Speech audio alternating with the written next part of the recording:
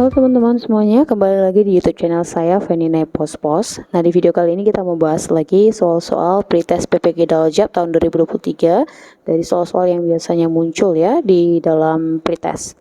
Nah, jadi sebelum masuk ke dalam soalnya, saya ingatkan kepada teman-teman boleh tulis jawaban teman-teman di kolom komentar. Jadi nanti ketika di akhir video teman-teman boleh cek lagi sejauh mana kita sudah menguasai materi yang akan saya bagikan. Jangan lupa juga untuk tekan tombol subscribe. Langsung saja kita masuk ke soal dan pembahasan. Baik, langsung saja untuk soal yang pertama. Pembelajaran akan lebih efektif jika guru mengetahui terlebih dahulu karakteristik siswa, terutama dari kemampuan awal yang dimilikinya. Berikut merupakan cara untuk menentukan kemampuan awal siswa, kecuali.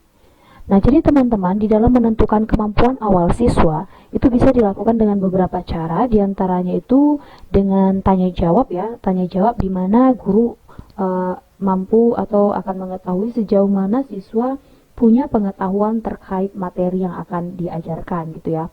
Lalu yang kedua bisa berupa tes tertulis yaitu pretest. Kemudian ini akan mampu mengukur kemampuan siswa tentang materi yang akan dipelajari, jadi berupa tes tertulis. Lalu cara yang lainnya juga bisa dengan cara bercerita tentang pengalaman siswa terkait materi yang akan dipelajari gitu. Jadi di sini dengan cara-cara ini guru mampu mengetahui bagaimana kemampuan awal siswa sebelum pembelajaran itu dimulai gitu. Nah, jadi pilihan-pilihan ini teman-teman mari kita perhatikan. Untuk yang A, memberikan pertanyaan-pertanyaan pengantar. Ini memberikan pertanyaan pengantar yang berkaitan dengan materi yang akan dipelajari pada awal pembelajarannya. Ini benar ya, tanya jawab ya. Kemudian yang B, memberikan pretest pada awal. Ini tes tertulis. Memberikan pretest pada awal pembelajaran menggunakan instrumen yang memadai tentang materi yang akan dipelajari. Ini juga benar ya Bapak Ibu. Kemudian yang C, pada awal pembelajaran, siswa diminta untuk menceritakan pengalamannya terkait materi yang akan dipelajari. Ini bisa juga dengan bercerita pengalaman terkait materi yang akan dipelajari. Lalu yang terakhir, pada awal pembelajaran, siswa diminta untuk menuliskan testimoni. Ini kurang tepat ya Bapak Ibu, karena ini kan dilakukan di awal pembelajaran. Maka ini testimoni ini bukanlah cara yang tepat. Jadi pilihan yang benar ini ya, kecuali itu adalah pilihan yang D. Jadi ini tepat ya, pertanyaan-pertanyaan pengantar, pretest, dan juga menceritakan pengalaman. Begitu dia teman-teman. Soal nomor 2.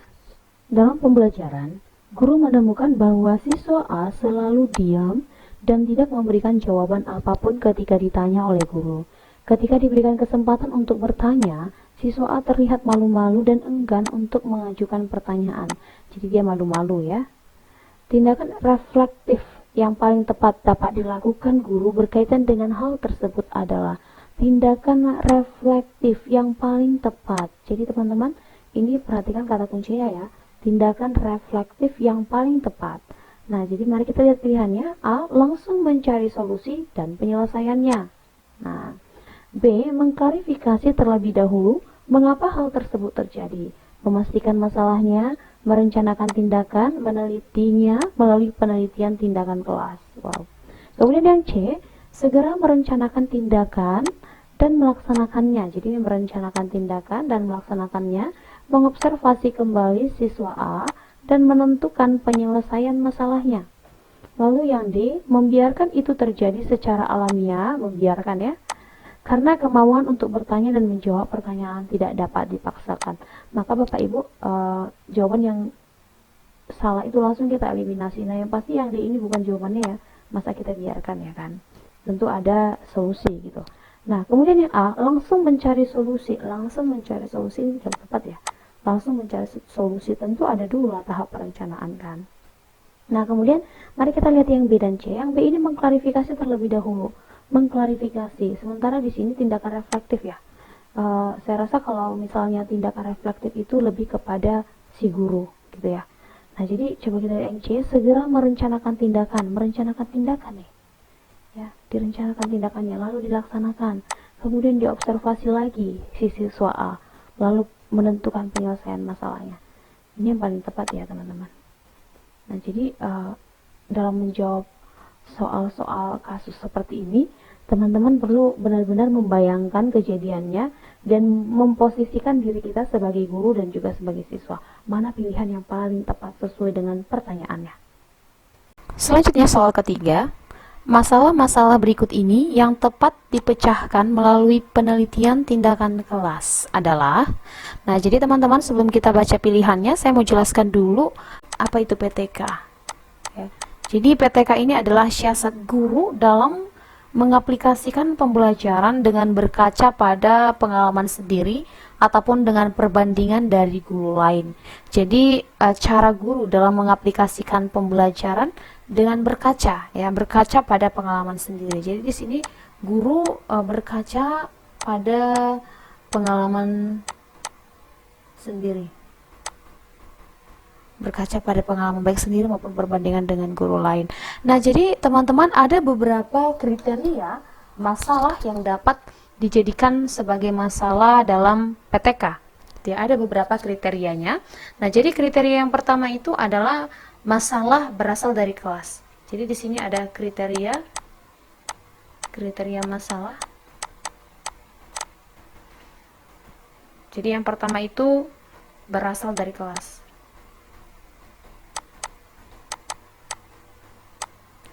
Lalu yang kedua, tidak terlalu luas dan tidak terlalu sempit. Tidak terlalu luas atau sempit. Kemudian kriteria selanjutnya itu ada data. Ada data. Kemudian tahu penyebabnya.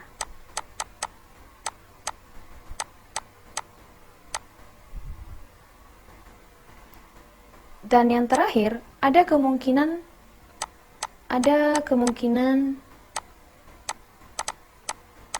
diselesaikan melalui tindakan di kelas. Diselesaikan dengan tindakan di kelas.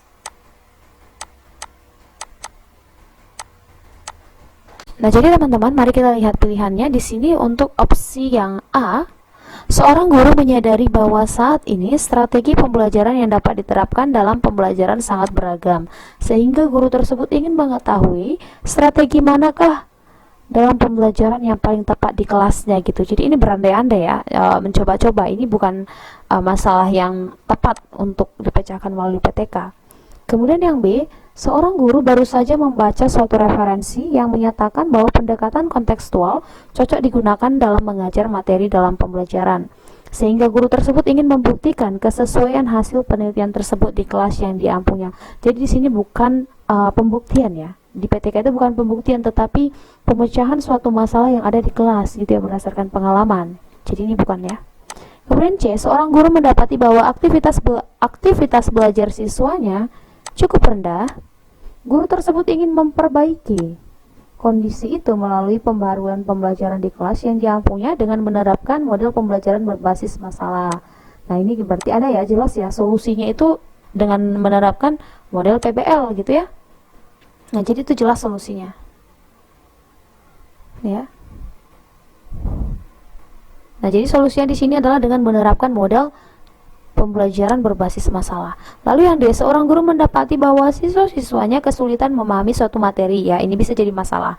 Guru tersebut ingin mengetahui sebenarnya faktor apa yang menyebabkan siswa mengalami kesulitan tersebut. Berarti di sini gurunya belum tahu penyebabnya apa. Maka ini tidak bisa diangkat sebagai masalah untuk PTK karena belum tahu penyebabnya apa, gitu ya. Jadi teman-teman, jawaban yang paling tepat di sini yang cocok sebagai masalah yang tepat untuk dipecahkan melalui PTK itu di opsi C. Gitu ya teman-teman. Jadi teman-teman perlu lagi cari tahu tentang PTK, apa itu PTK, bagaimana kriteria penyusunan masalahnya, pengangkatan masalahnya gitu ya. Dan ya hal-hal lain yang berkaitan dengan PTK. Selanjutnya soal nomor 4. Hasil penilaian dari kajian terhadap kekurangan peserta didik digunakan untuk memberikan pembelajaran remedial dan perbaikan RPP serta proses pembelajaran yang dikembangkan guru untuk pertemuan berikutnya. Disebut penilaian A semester, B formatif, C otentik, D sumatif. Nah, jadi teman-teman, mari kita perhatikan dulu di sini hasil penilaian dari kajian terhadap kekurangan peserta didik digunakan untuk memberikan pembelajaran remedial dan perbaikan RPP serta proses pembelajaran yang dikembangkan guru untuk pertemuan selanjutnya disebut penilaian apa. Nah, jadi ini merupakan jenis-jenis penilaian berdasarkan fungsinya ya Bapak Ibu. Jadi mari kita perhatikan dulu, ada dua jenis penilaian berdasarkan fungsinya. Nah, di sini saya ambil dari web ya. Nah, jadi ada dua jenis, yaitu formatif dan sumatif. Mari kita lihat perbedaannya. Jadi kalau formatif itu memperbaiki kekurangan hasil belajar peserta didik dalam sikap, pengetahuan, dan keterampilan pada setiap kegiatan penilaian selama proses pembelajaran dalam satu semester sesuai prinsip kurikulum 2013 agar peserta didik tahu, mampu, dan mau. Nah, jadi hasil kajian itu nanti akan digunakan untuk memberikan pembelajaran remedial dan perbaikan RPP. Ya, kemudian kalau sumatif, dia itu digunakan untuk menentukan nilai rapor, kenaikan kelas, dan keberhasilan belajar satuan pendidikan seorang peserta didik gitu ya. Nah, jadi dari pilihan ini formatif atau sumatif ya berdasarkan fungsinya. Jadi jawaban yang paling tepat itu adalah opsi yang B. Nah, jadi teman-teman perlu lagi belajar tentang jenis-jenis penilaian ya, jenis-jenis dan bentuk-bentuk penilaian gitu ya. Soal kelima, penilaian yang dilakukan dengan kalimat positif tentang aspek melaporkan tugas yang diberikan, aktif bergaul bersama teman dan guru, menghasilkan karya yang estetis, menjalankan kegiatan sesuai minat dan bakat, kemampuan bertanya dengan bahasa yang jelas, logis, dan sistematis, termasuk penilaian. Nah, jadi teman-teman berdasarkan aspek ini, maka ini termasuk penilaian apa gitu ya, cenderung ke penilaian apa. Nah, jadi kalau dia penilaian keterampilan ini, dia biasanya penilaian praktik ya. Jadi apakah dia terampil atau tidak gitu ya, keterampilan berdasarkan nilai praktik ya. Kemudian kalau dia penilaian pengetahuan, ini itu lebih kepada penilaian faktual, konseptual, prosedural, dan metakognitif. Jadi lebih kepada ya kemampuan kognitif gitu ya. Nah, lalu yang C, sikap spiritual, ini berarti penilaiannya berdasarkan kemampuan siswa itu menjalankan ibadah sesuai dengan agama dan kepercayaan yang dianut.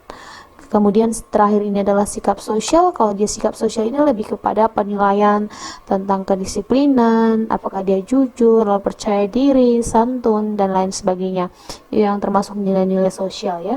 Jadi berdasarkan aspek ini, maka aspek melaporkan tugas yang diberikan, ini yang melaporkan, lalu aktif bergaul, karya estetis, menjalankan kegiatan sesuai minat bakat, kemampuan bertanya, ini termasuk kepada penilaian sikap sosial. Oke, selanjutnya soal nomor 6. Model pembelajaran yang tepat agar siswa mengorganisasi sendiri pengetahuannya adalah, jadi model pembelajaran yang membuat siswa mengorganisasi sendiri pengetahuannya itu adalah model pembelajaran yang mana gitu ya. Nah, jadi kalau dia problem based learning, ini adalah problem solving, lebih kepada pemecahan masalah ya, pemecahan masalah. Nah, di sini siswa bisa lebih berpikir kritis ya. Kalau dia discovery learning, nah di discovery learning ini siswa mencari jawaban secara mandiri. Mencari jawaban secara mandiri. Tapi dalam tahap ini itu guru masih berperan ya. Guru itu kita sebagai pendidik masih berperan aktif dalam proses pembelajaran ya, termasuklah mendampingi siswa sebagai fasilitator. Nah, di dalam inquiry ini siswa mencari informasi dengan observasi atau dengan eksperimen gitu ya. Nah, jadi siswa secara mandiri menganalisis, menyelidiki, menanyakan pertanyaan, meneliti, dan menerjemahkan data-data itu ke dalam informasi. Jadi, dengan model pembelajaran inquiry ini, siswa mengorganisasikan sendiri pengetahuannya sehingga dia memperoleh pengetahuan yang baru yang sesuai dengan apa yang dia temukan gitu.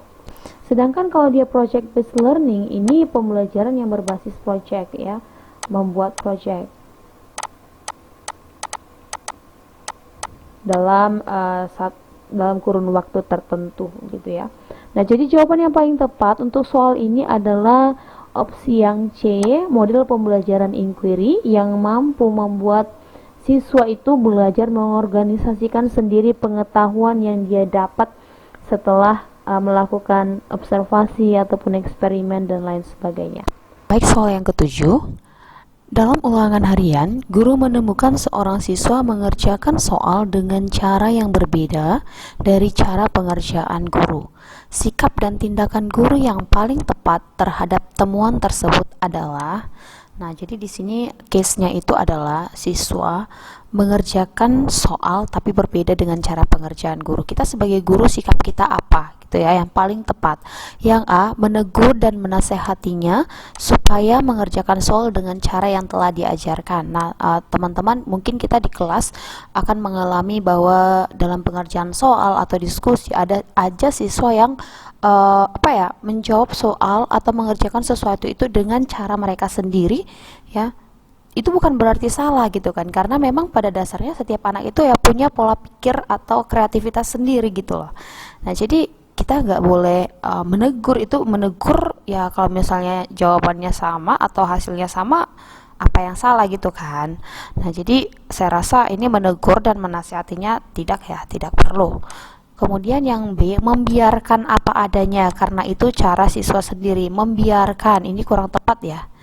Membiarkan itu kurang tepat. Kemudian yang C, menghargai kreativitas siswa dengan cara mengklarifikasi jawabannya. Nah, jadi teman-teman, poin pentingnya itu di sini adalah menghargai kreativitas. Nah, jadi ketika kita di kelas menemukan bahwa siswa mengerjakan sesuatu itu dengan cara yang berbeda dari guru, ya itu adalah sebuah kreativitas. Jadi perlu kita hargai, kita apresiasi. Namun di sini catatan pentingnya adalah mengklarifikasi jawabannya. Kita perlu mengklarifikasi dalam artian apakah jawabannya sudah benar, caranya itu sudah sesuai dengan konsep pelajarannya atau belum gitu ya. Nah, bisa aja caranya berbeda, hasilnya sama, tapi mungkin ada miskonsepsi dan segala macam. Jadi perlu dihargai, itu adalah sebuah kreativitas ya, dengan cara mengklarifikasi jawabannya.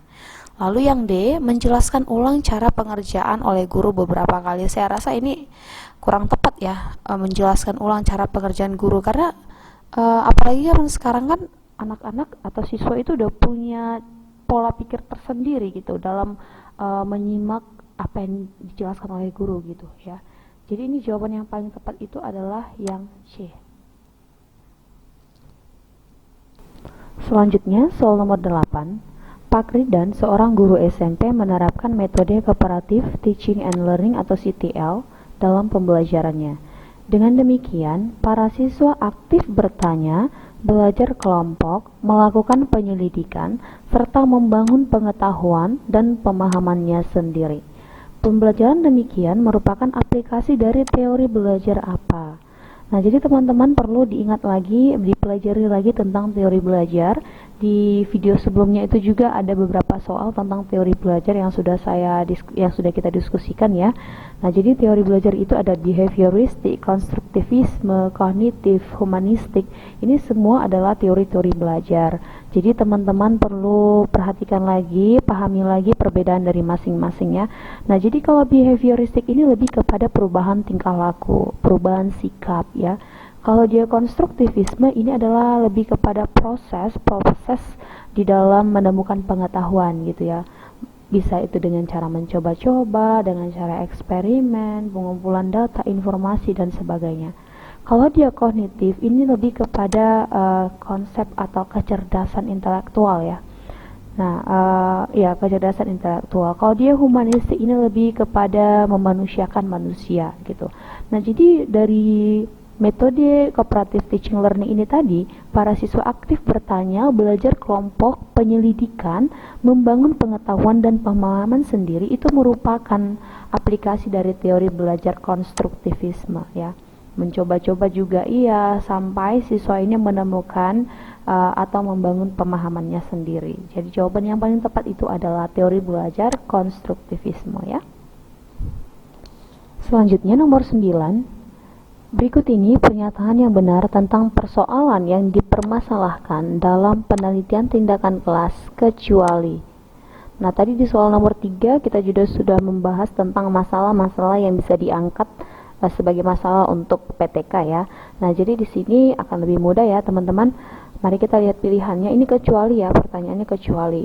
Ingat kalau penelitian tindakan kelas itu dilakukan berdasarkan masalah yang ada di dalam kelas, yang bisa kita amati, yang punya data, dan bisa dicarikan solusinya gitu ya.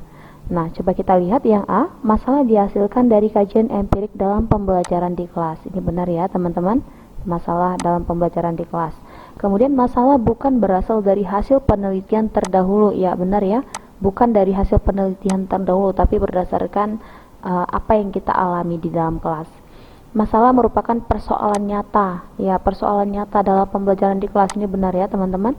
Masalah dihasilkan dari kajian teoritik, ya ini bukan ya, karena masalah itu harus benar-benar dialami oleh guru berdasarkan pengalamannya selama proses pembelajaran di kelas ya, baik itu aktivitas belajar, hasil belajar, kemudian minat gitu ya. Nah, jadi jawaban yang paling tepat di sini adalah opsi yang D.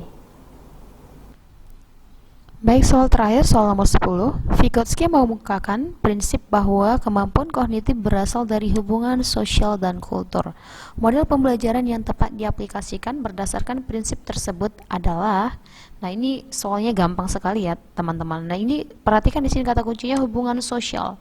Hubungan sosial berarti ini kerjasama atau kerja kelompok untuk mencapai tujuan bersama. Jadi itu merupakan aplikasi dari model pembelajaran cooperative learning itu ya teman-teman. Jadi jawaban yang tepat itu adalah yang A. Jadi sampai di sini dulu diskusi kita di video kali ini. Jangan lupa untuk like, comment, share, and subscribe YouTube channel Fanny Naya Pospos, and see you on my next video. Thanks for watching.